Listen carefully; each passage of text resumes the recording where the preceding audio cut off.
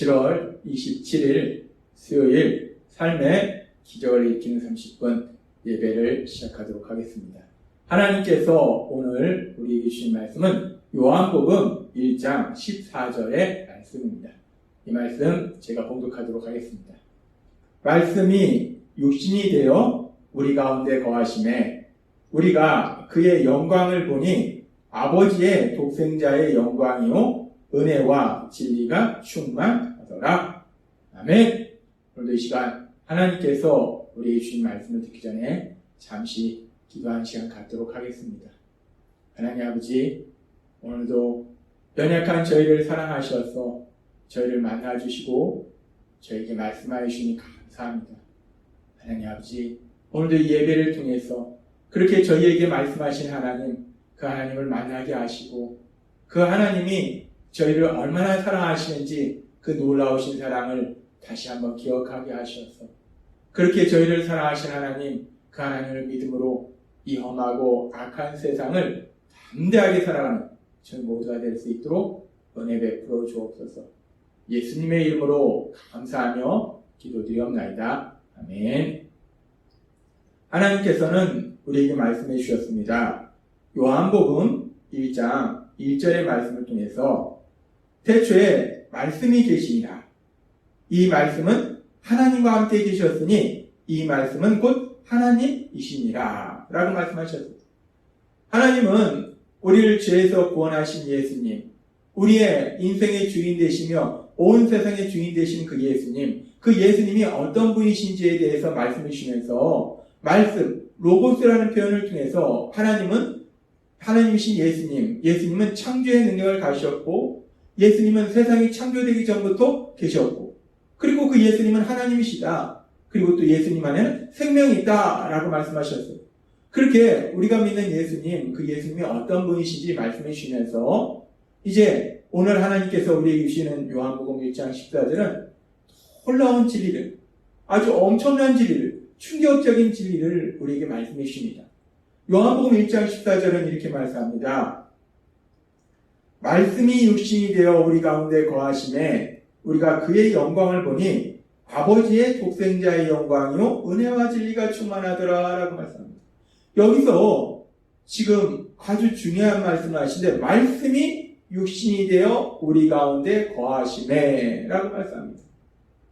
말씀이 육신이 되어 우리 가운데 거하심에, 말씀이라는 것은 앞에서도 하나님께서 우리에게 말씀하셨지만 예수님을 말씀하세요. 하나님신 예수님이 육신이 되어 우리 가운데 거하신다. 하나님신 예수님께서 우리와 똑같은 육체를 지닌 인간의 몸으로 이 땅에 오셨다라고 말씀한다는 이 말씀은 너무나 놀라운 말씀입니다. 너무나 충격적인 말씀이에요. 예수님은 하나님이시라는 거예요. 신이라는 거예요. 그래서 그 신이 이 땅에 오시는데 그 신의 모습으로 이 땅에 오시는 것이 아니라 본인이 창조하신 피조물인 육체를 지닌 인간, 그 육체를 지닌 인간의 몸으로 친히 이 땅에 오셨다라고 말씀한다는 것.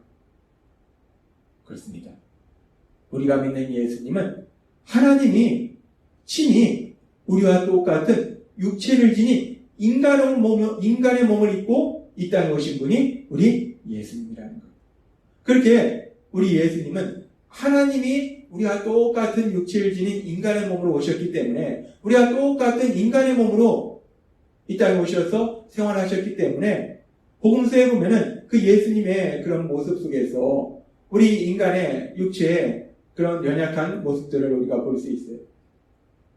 요한복음 4장 6절은 이렇게 말씀합니다. 거기 또 야곱의 우물이 있더라. 예수께서 길 가시다가 피곤하여 우물 곁에 그대로 앉으시니 때가 6시쯤 되었더라 라고 말씀합니다. 그 당시에는 계속 차를 타고 이동하는 것도 아니고 계속 걸어 다녔어요. 신발도 좋은 것도 아니고 길도 좋은 것도 아니고 그렇게 예수님께서 계속 걸어 다니시니까 예수님이 너무 피곤하시고 그래서 우물가에서 앉으시는 것을 볼 수 있습니다. 예수님이 하나님이시지만 우리와 똑같은 육체를 지닌 인간의 몸으로 이 땅에 오셔서 생활하셨기 때문에 그 육체의 연약함, 예수님도 피곤함을 느끼시더라는 거예요. 뿐만 아니라 요한복음 4장 7절과 마태복음 21장 18절은 이렇게 말씀합니다. 사마리아 여자 한 사람이 물을 기르러 왔음에 예수께서 물 좀 달라 하시니, 예수님께서 갈증이 나신 것. 예수님도 우리와 똑같은 육체를 지닌 인간의 몸으로 이 땅에 오셨기 때문에 갈증을 느끼시더라는 거예요. 뿐만 아니라 마태복음 21장 18절에서 보면 이른 아침에 성으로 들어오실 때 시장하시니라. 예수님도 배가 고프시더라는 거예요. 하나님이시지만 그럼에도 불구하고 우리와 똑같은 육체를 지닌 인간의 몸으로 오셨기 때문에 예수님도 배가 고프시구나 라는 걸 알 수 있어요. 그렇게 갈증도 느끼시고 배도 고프시고 피곤하기도 하시고, 그리고 또 요한복음 11장 35절은 이렇게 말씀합니다. 예수께서 눈물을 흘리시더라 라고 말씀합니다. 예수님께서는 사랑하는 나사로의 죽음 앞에서 눈물을 흘리시는 것을 볼 수 있어요. 예수님은 우리와 똑같은 육체를 지닌 인간의 몸으로 오셨기 때문에 우리 인간이 지니는 감정, 슬픔, 고통, 분노, 이런 모든 감정들을 예수님도 느끼셨더라는 것. 그렇습니다. 우리는 성경의 말씀을 통해서 하나님이신 예수님, 그 하나님이신 예수님은 분명하게 우리가 똑같은 육체를 지닌 인간으로 오셨구나 라는 것을 분명하게 볼 수 있다는 거예요. 그러면서 근데 왜 하나님께서는 말씀이 육신이 되어 라는 말씀을 통해서 하나님이신 말씀이신 예수님, 하나님이신 예수님께서 우리와 똑같은 육체를 지닌 인간의 몸으로 오셨음을 분명하게 말씀하시는 것일까? 예수님께서 하나님이 육체를 지닌 인간의 몸으로 오셨다는 것이 왜 그렇게 중요한 것일까? 우리는 이 부분을 생각해 보세요. 하나님이 인간의 몸으로 오셨다는 것이 왜 그렇게 중요한 것일까? 예수님은 하나님이 인간으로 오신 분이 예수님이라는 사실이 왜 이렇게 중요한 것일까? 초대교회 당시에 이단 중에는 여러 가지 하나님이 말씀하는 진리를 왜곡하는 그런 이단들이 있었는데, 그런 이단들 중에서 아주 중요한 이단 중에 하나가 예수님이 육체를 지닌 인간의 몸으로 오셨음을 부인하는 그런 이단이 있었어요. 즉 예수님의 인성, 그 예수님의 인성을 부인하는 이단이 있었어요. 그런 이단들은 예수님이 하나님이 인간의 몸으로 오신 것이 아니라 하나님의 영이 예수라는 인간, 예수라는 사람에게 잠시 임했다가 그 예수라는 사람이 십자가에 죽을 때 하나님의 영은 떠났다라고 주장하는 거예요. 그러니까 예수님은 하나님이 인간의 몸으로 오신 분이 아니라는 거예요. 이런 주장을 우리는 가연설 또는 영지주의라고 얘기합니다. 근데 왜 이들이 이런 주장을 하는가? 이들은 그 당시 헬라 철학의 영향을 받았어요. 그 당시 헬라 철학은 이원론적인 사고방식이었어요. 영은 선하고 물질은 악하다라는 사고방식을 가지고 있다는 거예요. 따라서 선하신 하나님이 악한 물질인 육체를 입고 있다고 할 수 없다는 거예요. 따라서 예수님은 하나님이 인간의 몸으로 오신 분일 수가 없다는 거예요. 그래서 이들은 이런 주장을 한 겁니다. 그래서 이들은 예수는 침례를 받을 때 하나님의 영이 그에게 임했고, 그 예수라는 그 인간이, 예수라는 사람이 십자가에서 죽을 때 하나님의 영은 그에서 떠나갔다라고 주장한다. 예수는 하나님이 인간으로 오신 분이 아니라 단순히 그냥 우리와 똑같은 인간이었을 뿐이고, 그 예수라는 인간에게 잠시 동안 하나님의 영이 임했다는 것이다 라고 주장한다는 거예요. 그런데 왜 우리가 믿는 예수님이 하나님이 인간의 몸으로 오셨다는 그 사실이 그렇게 중요한가? 우리가 그 사실이 왜 중요한지를 알기 위해서는 우리의 죄사함의 원리에 대해서 생각해 봐야 됩니다. 하나님께서 히브리서 9장 22절의 말씀을 통해서 이렇게 말씀합니다. 율법을 따라 거의 모든 물건이 피로써 정결하게 되나니 피 흘림이 없은즉 사함이 없느니라 라고 말씀합니다. 피 흘림이 없은즉 사함이 없느니라. 피 흘림이 없이는 죄 사함을 받을 수 없다는 거예요. 그리고 여기서 피 흘림이라는 것은 죽음을 의미해요. 하나님께서는 구약의 제사를 통해서 우리가 죄 사함 받을 수 있는 죄 사함의 원리에 대해서 우리에게 말씀해 주셨어요.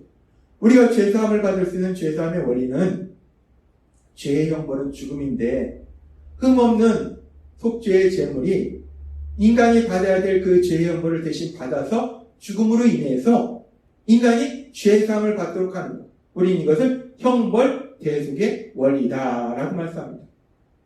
하나님께서 우리에게 주신 죄사함의 원리는 형벌 대속의 원리예요. 흠없는 제물이 죄를 지은 사람을 대신해서 죽임당함으로 인해서 죄사함을 받게 되는 것, 그것이 형벌 대속의 원리라는 거예요. 그런데 만약에 예수님이 하나님이 인간의 몸으로 오신 분이 아니라 단순히 예수는 우리와 똑같은 인간이고 그 우리와 똑같은 인간에게 잠시 하나님의 영이 임했다, 하나님의 영이 떠났다고 하면은, 그렇다면 우리가 죄사함을 받을 수 없다는 거예요.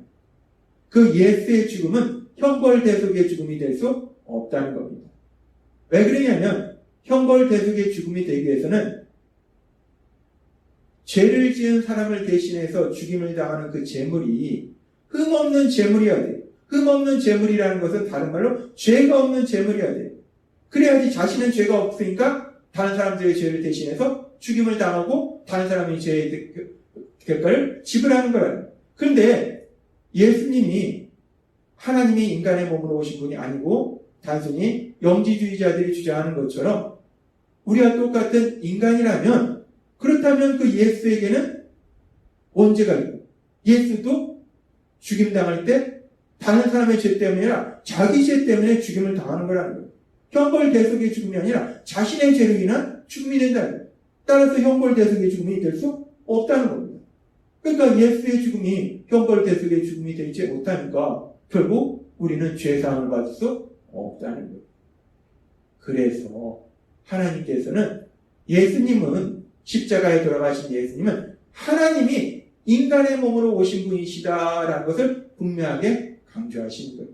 지금 요한복음 1장 14절의 말씀처럼 말씀이 육신이 되어 우리 가운데 거하시네 라고 분명하게 말씀하는 거예요. 예수님은 하나님이 친히 우리와 같은 육체를 지닌 인간의 몸으로 오신 분이다 라고 말씀한다는 거예요. 그렇게 예수님이 우리와 똑같은 육체를 지닌 인간의 몸으로 오신 하나님이시기 때문에 그 예수님의 죽으심은, 십자가 죽으심은 흠없는 제물의 죽으심이 된다는 거예요. 하나님이시기 때문에 죄가 없기 때문에 흠없는 제물이 되고 그 죽으심을 통해서 형벌 대속의 죽으심이 되고, 그래서 우리가 결국 죄사함을 받을 수 있다는 거예요. 그래서 하나님이신 예수님께서 인간의 몸으로 오셨다는 예수님의 성육신, 그 예수님의 인성은 우리의 죄사함에 있어서, 우리의 구원에 있어서 너무나 중요하다는 거예요. 그래서 하나님께서는 계속해서 말씀하신 거예요. 말씀이 육신이 되어 우리 가운데 거하십니다. 말씀이신 예수님, 하나님이신 예수님께서 분명히 우리와 똑같은 육체를 지닌 인간의 몸으로 이 땅에 오셨다. 그리고 그 예수님께서 우리 죄를 대신하여 십자가에 돌아가셨음을 하나님은 분명하게 말씀한다는 거예요. 우리는 오늘 이 말씀을 통해서 왜 하나님이신 예수님께서 육체를 지닌 인간의 몸으로 이 땅에 오셔야 되는지에 대해서 다시 한번 분명하게 깨닫게 되었을 뿐만 아니라, 또한 더 중요한 것은 하나님이신 예수님께서 피조물인 인간의 몸으로 이 땅에 오신 그 이유가 죄를 지은 우리의 죄를 사하시기 위해서 이 땅에 오셨구나. 그 말씀은 하나님이신 예수님께서 죄를 지은 우리를 그렇게 많이 사랑하셨다는 거예요. 오늘 말씀을 통해서 하나님이신 예수님, 그 예수님께서 우리를 얼마나 사랑하시는지 그 놀라우신 사랑을 다시 한번 기억하면서 그 예수님을 믿음으로 인해서, 그 예수님의 사랑 안에 거함으로 인해서 우리 예수님이 주신 죄사함, 그리고 우리 예수님이 주시는 평안과 기쁨을 마음껏 누리시는 여러분이 되시길 주님의 이름으로 축원합니다. 기도하겠습니다. 하나님 아버지 감사합니다. 오늘도 주신 말씀처럼 하나님이신 예수님 친히 우리와 똑같은 육체를 지닌 인간의 몸으로 이 땅에 오셨기에 그 예수님의 십자가 죽으심은 우리 죄를 대신하여 죽으신 형벌 대속의 죽으심이 되었고, 그래서 우리를 죄에서 구원받도록 하시는 놀라운 역사를 이루어주시니 감사합니다. 그렇게 죄인인 우리들을 사랑하신 그 예수님, 그 예수님의 사랑 안에 거하는 저희들이 될 수 있도록 은혜 베풀어 주옵소서. 예수님의 이름으로 감사하며 기도드리옵나이다. 아멘. 이 시간도 하나님께서 우리 주신 말씀을 기억하면서 조용히 기도할 시간 갖도록 하겠습니다.